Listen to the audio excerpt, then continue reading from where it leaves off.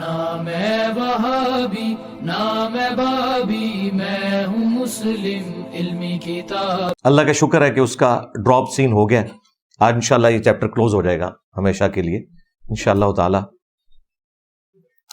کیونکہ میں نے ای میل کی تھی انہیں پراپر طریقے سے، ان کے ایچ آر میں رابطہ کیا اور ان کی جوابی ای میل بھی آ گئی جس میں انہوں نے معذرت کر لی ہے اس حوالے سے، اور اس سے بڑھ کر یہ کہ انہوں نے اپنے اس اینکر سے اعلان برات کر دیا ہے کہ ہم اس ایکٹیویٹی کو بالکل آن نہیں کرتے، یہ ہماری کمپنی کی پالیسی کے منافی ہے۔ تو اللہ کا شکر ہے، یہی وجہ ہے کہ وہ اینکر آپ کو آج کل بالکل عجیب و غریب حرکتیں کرتا ہوا نظر آ رہا ہے۔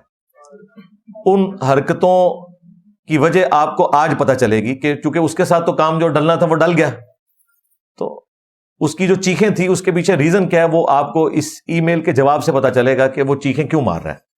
اس کا علاج وہی ہے کہ پازیٹیولی اس کی ویڈیوز کے نیچے کامنٹس کیا کریں، گالی گلوچ کرنے کی ضرورت نہیں ہے، اور اللہ کا شکر ہے ہمارے اسٹوڈنٹس ایسا کام کرتے بھی نہیں۔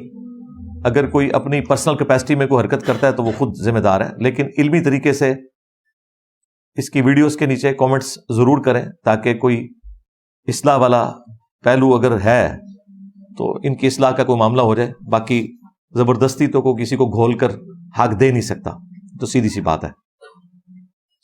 وہ ای میل جو میں نے بھیجی تھی میں انشاءاللہ ورڈ بائی ورڈ وہ بھی پڑھوں گا، اور ان کی جو جوابی ای میل ہے وہ بھی پڑھوں گا تاکہ یہ چیپٹر ہمیشہ کے لیے کلوز ہو جائے اس حوالے سے۔ باقی جس نے اب چیخنا ہے وہ قیامت تک چیختا رہے، اس کی چیخوں کے اوپر تو کوئی ہمارا زور نہیں ہے۔ یہ پوری سٹوری سٹارٹ اس وقت ہوئی جب جی ٹی وی نے عرفان رمضان نشریات کے سٹارٹ ہی میں ایک ایسی ویڈیو ان کے اینکر کے تھرو لیک ہوئی، ظاہر ہے اس نے جان بوجھ کے بنائی تھی اپنے پرسنل ویوز کی خاطر، جس میں افطار کے ٹیبل کے اوپر، دسترخوان کے اوپر، جو اہل حدیث عالم ہے قاری خلیل الرحمان صاحب اور جو بریلوی مفتی حنیف قریشی صاحب، ان کے درمیان کوئی ڈسکشن ہو رہی تھی۔ تو جب انہوں نے صوفیاء کا ریفرنس دیا قاری خلیل صاحب نے، تو مفتی صاحب نے کہا کہ اس کے اندر مرزے کی روح آ گئی ہے، اور اس بات کو اس اینکر نے سیکنڈ کیا اور اس نے اس جملے کو ریپیٹ کیا، چونکہ وہ اینکر جو ہے وہ پارٹی بن چکا ہوا ہے نا، تو اس نے مفتی صاحب کے فرنٹ مین ہونے کا ثبوت دیتے ہوئے اس بات کو ریپیٹ کیا کہ مرزے کی روح آ گئی ہے۔ یہ ویڈیو جب اپلوڈ ہوئی تو میں نے ظاہر ہے اسے ریبٹل کیا، لیکن اللہ کا کرنا یہ ہوا کہ اس کے اپلوڈ ہونے سے پہلے ہی ایک اور ویڈیو منظر عام پہ آ گئی، وہ اس سے بھی زیادہ خطرناک تھی۔ پھر میں نے اگلی سنڈے کو اس کو بھی ایڈریس کیا۔ اس ویڈیو میں قاری خلیل صاحب نے چشتی رسول اللہ والا واقعہ بیان کیا، اور اس اینکر کی زبان جو ایسے پیاسے ہو کے باہر نکل آئی، اسے پتا چلا کہ یار یہ تو ننگے ہو رہے ہیں۔ ویسے یہ چیلنج کرتے ہیں کیونکہ انہیں پتا تھا کہ چیلنج کرنے سے اس نے کون سا سامنے آنا ہے، تو اس لیے وہ بڑھ کے مارتے تھے۔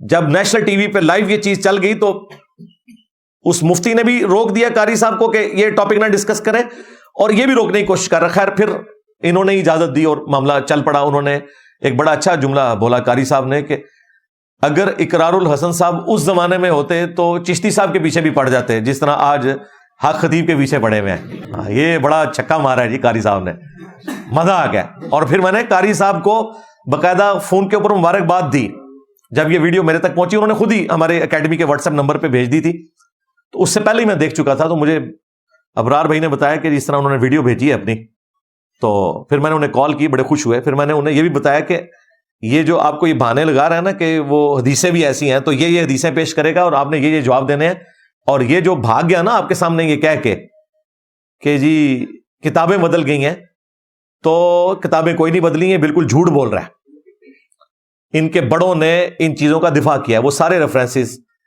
احمد رضا بریلوی صاحب کا ریفرنس، پیر میر علی شاہ صاحب کا ریفرنس، اور اشرف علی تھانوی صاحب کا ریفرنس، ان تینوں نے چشتی رسول اللہ والے واقعے کو انڈورس کیا ہوا ہے، اپنی کتابوں میں باقاعدہ کوٹ کیا ہوا ہے، ڈیفینڈ کیا ہوا ہے۔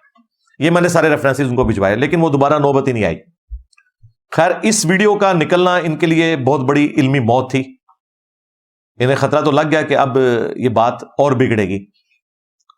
تو غصہ نکالنے کے لیے پھر ایک تیسری ویڈیو آئی سامنے, اور وہ ویڈیو اسی اینکر نے مجھے اوپن چیلنج کیا, کیونکہ وہ میری پہلی ویڈیو دیکھ چکا تھا جس میں نے سارا کچا چٹا کھول دیا. تو اس نے بڑے کانفیڈنس سے کہا, کیونکہ اسے پتا تھا کہ انجینئر صاحب جو ہے نا وہ قبول نہیں کریں گے.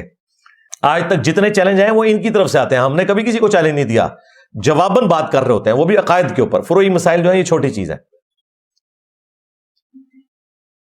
اس نے پکڑ کے ایک ویڈیو بنائی, جمعرات اور جمعے کی درمیانی رات کو اپلوڈ کی. میں جب جمعے کی نماز پڑھ کے آیا تو اچانک میں نے ویڈیو دیکھی, 15 گھنٹے گزر چکے ہیں, 6-7 ہزار ویوز تھے اس کے. تو میں نے 15 منٹ بھی نہیں گزرنے دیے. سب سے پہلے میں نے ان کے ڈائریکٹر کو فون کیا, شعیب مدنی صاحب کو, جو اوورال ان کے تمام مذہبی پروگراموں کو دیکھتے ہیں, رمضان نشریات کو بھی, اس کے علاوہ بھی وہ اوورال انچارج ہیں. وہ ان کے نیچے سارے پروڈیوسرز آتے ہیں اور ان کے نیچے یہ اینکرز آتے ہیں.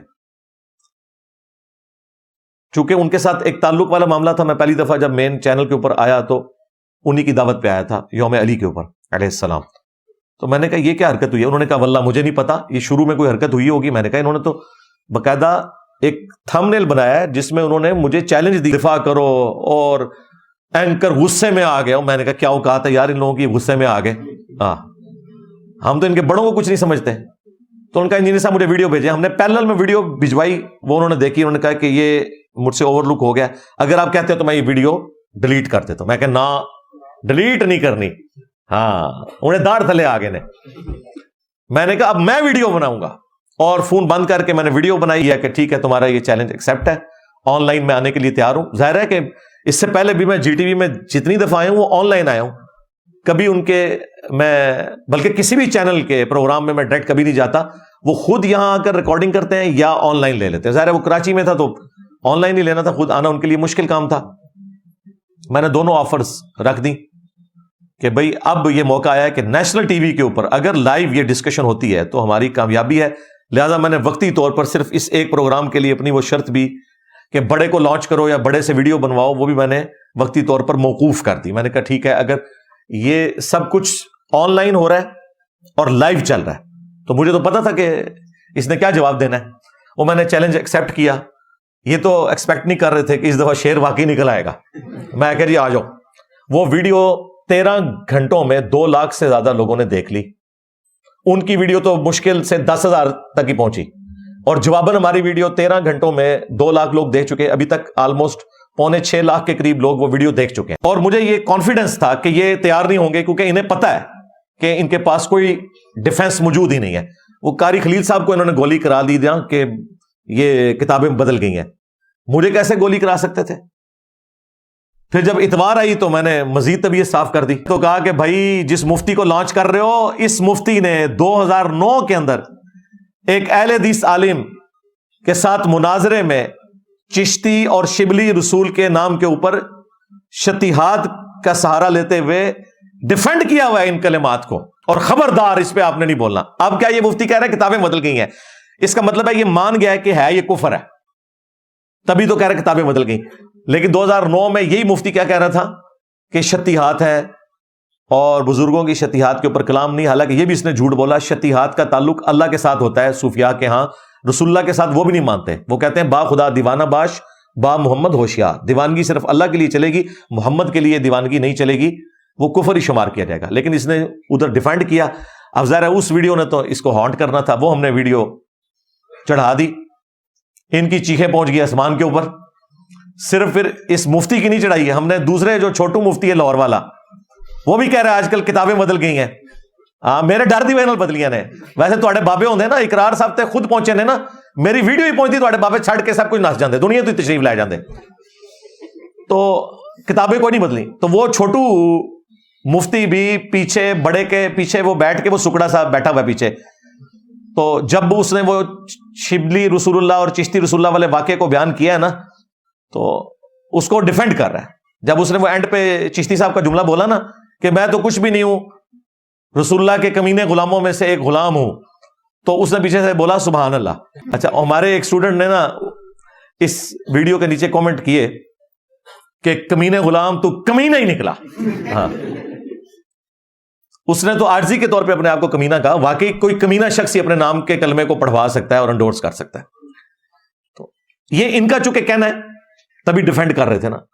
ہم تو یہ کہتے ہیں کہ اگر انہوں نے کہلوایا ہے تو یقیناً ایک کمینی حرکت کی ہے، اور 1000 ٹن حسن زن رکھ لیتے ہیں اپنے سر پہ کہ انہوں نے نہیں کہلوایا، تو اللہ کے حضور وہ بری ہیں۔ لیکن چونکہ ان کے ماننے والے یہ کہہ رہے ہیں کہ نہیں آپ کو سمجھ نہیں آئی ہے، لہٰذا ماننے والوں کی بات زیادہ اتھینٹک ہوتی ہے، اس ذہن میں رکھیے گا۔ یہ تو جب ہماری شکل میں ان کے اوپر آزمائش مسلط ہوئی تو اب یہ پیچھے ہٹ گئے اور کہہ رہے ہیں کتابیں بدل گئی ہیں، کتابیں میری وجہ سے بدلی ہیں، ادروائز تو انہوں نے مناظروں میں ڈیفینڈ کیا ہوا ہے، کتابیں کہاں سے بدل گئی ہیں؟ اب ان کو ماننا پڑنا تھا کہ انجینئر صاحب نے آگے ہماری اصلاح کی ہے، لیکن یہ ماننے کے لیے تیار نہیں تھے۔ ہم کہتے ہیں ہمیں کریڈٹ نہ دو، اللہ کے حضور توبہ کر لو کہ پہلے آپ غلط کرتے رہے، آپ کے بزرگ بھی غلط کرتے رہے، جو انہوں نے ڈیفینڈ کیا وہ غلط کیا، جو اعلیٰ حضرت نے فتاوی رضویہ میں 7 سنابل کی تعریف کر کے رسول اللہ کی بارگاہ میں اسے مقبول بتایا، اتنا بڑا پسند آئی ہے۔